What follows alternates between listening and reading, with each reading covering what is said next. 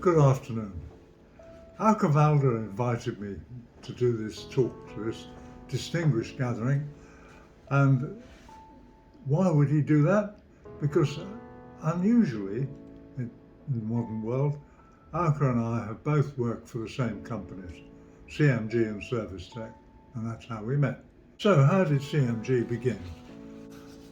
Who and what to do? Well, who was me? I at the time was a Burroughs accounting machine banking specialist with a limited career prospect in Burroughs, I thought, although I was enjoying myself. A computer service bureau would be an idea.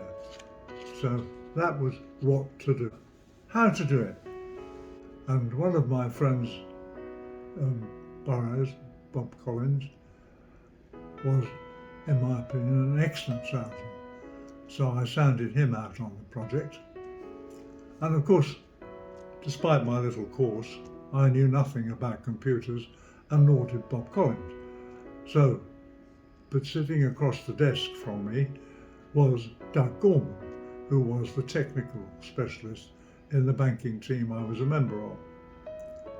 As it happened, the day I approached him with this suggestion was the day he handed in his notice to Burroughs to go and become a management consultant.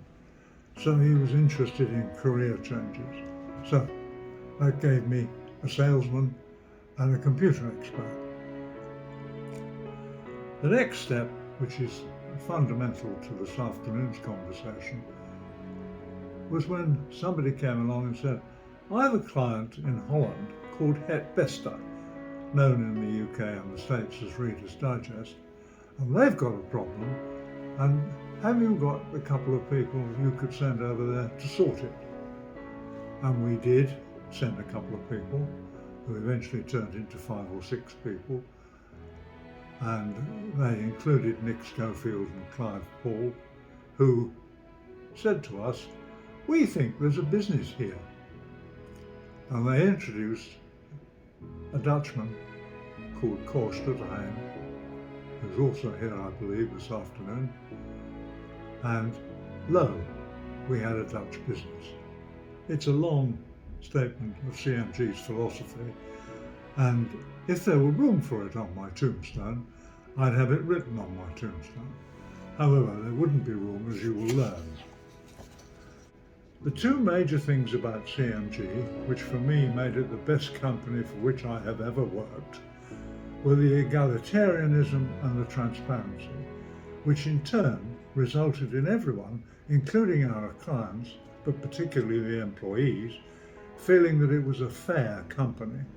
I can illustrate many aspects of this, but there were others, which made the egalitarianism, four names used throughout, same seating in an open plan office, same class of travel, first class on railways, business on aircraft for everyone, same employee benefits package, medical insurance, pension scheme, holiday entitlement, etc., and the transparency, salaries, review forms, shareholdings, the monthly staff meeting where the MD, well, the good ones, were subject to the equivalent of parliamentary question time.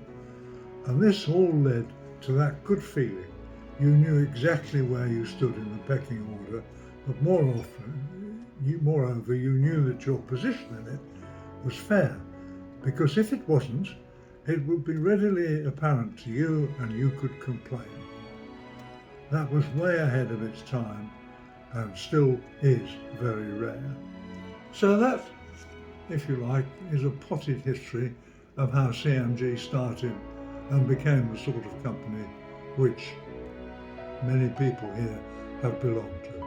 And I hope you've enjoyed it as much as I enjoyed it. Thanks very much. Good afternoon.